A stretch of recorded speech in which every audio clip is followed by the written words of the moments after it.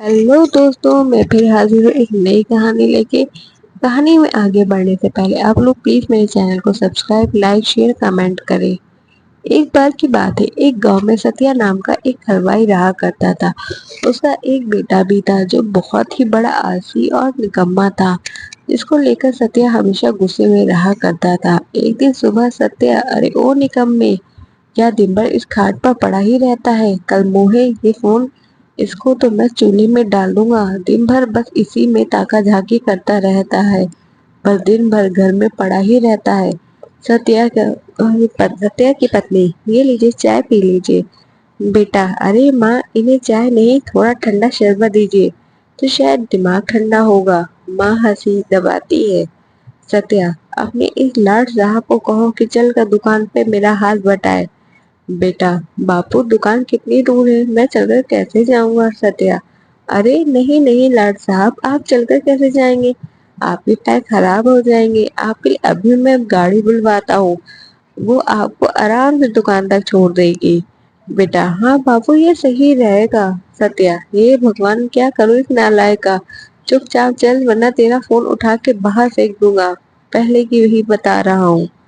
इसके बाद दोनों दुकान पहुंचते हैं। दुकान पहुंचने के बाद सत्य, अब बैठा बैठा क्या है, खड़े हो जा और हाथ बटा, मेरा काम है।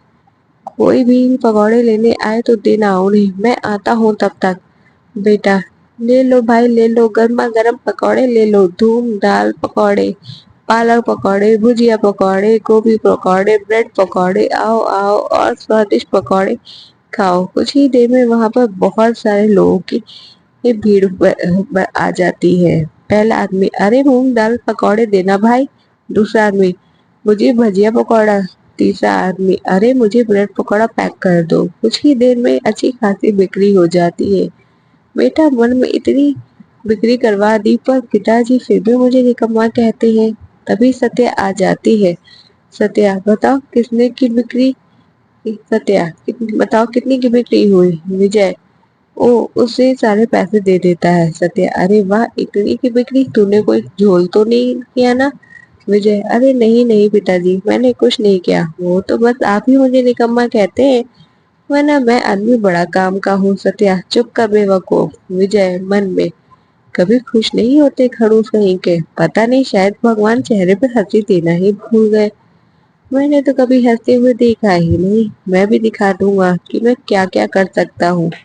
सत्या, तू कुछ भी करना, बस मेरा नाम मत डुबा देना।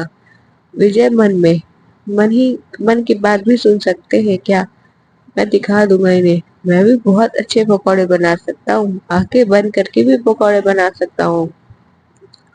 फिर विजय बिना देखे ही पकौड़े के घोल में मसाले डालना शुरू कर देता है। विजय गाना गाते हुए, ये है विजय के पकौड़े, ओ हो ओ, ये है मूंग दाल के पकौड़े। कुछ देर के बाद एक आदमी आता है। आदमी, भाई पकौड़े देना। विजय, हाँ भाई, मेरे स्पेशल वाले पकौड़े खाओ और बताओ कैसे बने। आदमी, अरे वाह विजय भैया, इतने स्वादिष्ट पकौड़े, ये तो सत्य चाचा के हाथ के पकौड़े से भी स्वादिष्ट है। विजय, देखा ना पिताजी, आपके अलावा मेरे सब मेरी कदर करते हैं, मैं निकम्मा नहीं हूँ। आज दुकान में अच्छी खासी बिक्री हो जाती है। दोनों घर पहुंचते हैं। अगले दिन फिर सत्या विजय की दुकान लेकर जाता है। सत्या, विजय जाओ और जाकर कल से भी ज्यादा स्वादिष्ट पकौड़े बनाना। विजय, अब तो मानते हो ना, मैं आपसे भी अच्छा पकौड़े बनाता हूँ। तभी वहां पर एक अत्यंत ही मोटा आदमी आ जाता है।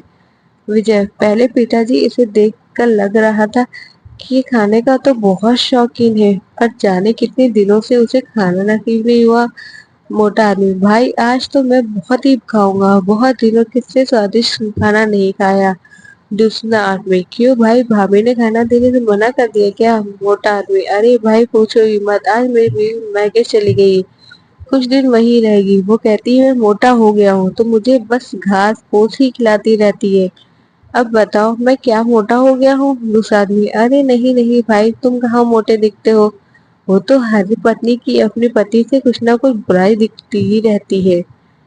मोटा आदमी, आज मेरे पास दो खुशी से खाने के कारण है। दूसरा आदमी, क्या क्या कारण है? मोटा आदमी, अरे पहला तो ये कि मेरी बीवी मैके चली गई और कुछ दिन वही रहेगी, और दूसरा ये कि बहुत दिनों से स्वादिष्ट खाना नहीं खाया। तुम सब तो जानते ही हो कि मैं खाने का कितना शौकीन हूँ। वहीं बैठे सब हंसने लगते हैं। मोटा आदमी, अरे विजय जल्दी से कुछ ना कुछ खाने के लिए लेकर आओ। विजय, हाँ हाँ काका, आपके लिए तो मैं अपने हाथों से कुछ बना कर लेकर आऊंगा। मोटा आदमी, अरे विजय जल्दी लेकर आना और थोड़ा ज्यादा बनाना। दूसरा आदमी, अरे भाई जब तक तुम ये खाओ। विजय, अरे बाप रे, यहाँ तो इतने सारे मसाले, इनमें कौन सा मसाला डालना है और कौन सा नहीं, ये तो मुझे समझ ही नहीं आ रहा।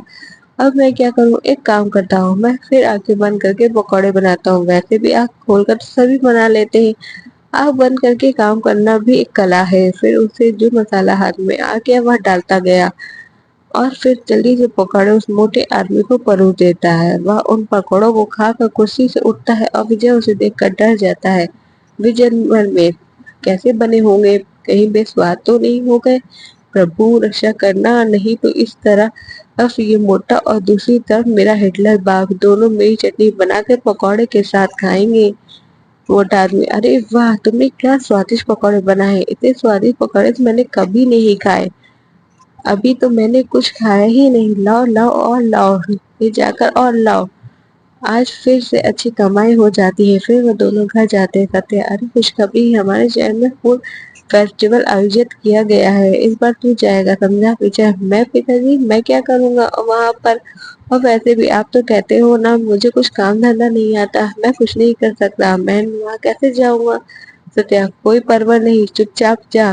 बोल दिया ना, एक बार समझ नहीं आता मुझे, ठीक है चला जाऊंगा। सत्या, 2 दिन बाद आयोजन, मुझे कि तुझे कल ही निकलना होगा। विजय, अरे बाप रे, ये मैं कहाँ फंस गया। फिर विजय मायूस होकर वहां पर बैठ जाता है और मन ही मन सोचने लगता है।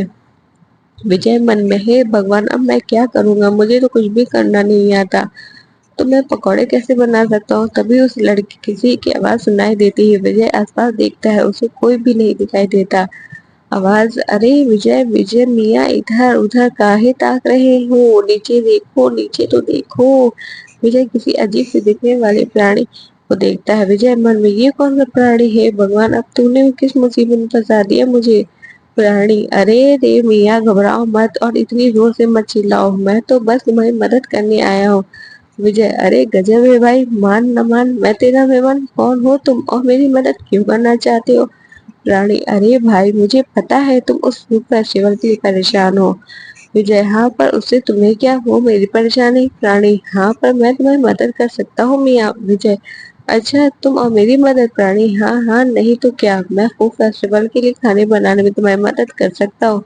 विजय, अच्छा कैसे? प्राणी, अरे मियाँ, अभी बताया ना कि मैं खाना बना सकता हूँ। विजय, ओहो, अब ये चूहे के जैसे दिखने वाला आदमी, अरे नहीं नहीं, तुम्हें क्या खाऊं मैं, तुम तो आदमी भी नहीं हो। अजीब प्राणी, कौन हो तुम मेरी मदद करोगे और मैं भी खाना बनाने में आदमी? अच्छा, वो तुम्हें क्या लगता है कि आंखें बंद करके तुम पकौड़े बनाते थे? बेवकूफ इंसान, आंखें बंद करके कौन पकौड़े बनाता है, और वो भी एक निकम्मा इंसान? बिल्कुल नहीं, वो मैं ही था जो आज तक तुम्हारे पकौड़े बनाते आया हूँ। विजय, अच्छा तुम थे? प्राणी, जी हाँ भाई साहब, वो मेरा ही कमाल था। विजय, मतलब मैं जब आंखें बंद करता था तुम ही पकौड़े मसाले डालते थे? रानी, हाँ वो मैं ही था, मैं तुम्हारी दुकान के पास से गुजर रहा था, मुझे बहुत ही अच्छी सुगंध ने वहीं रोक लिया और जब मैं दुकान पर पहुंचा तो तुम्हें आंख बंद करके पकौड़े बना। विजय, अच्छा तभी मैं सोचूं कि ऐसे कैसे कर सकता हूँ। अच्छा छुटंकी, तुम तो बड़े कमाल के निकले यार, तुम्हारा नाम क्या है छुटंकी? रानी, प्रेम, प्रेम नाम है मेरा, नाम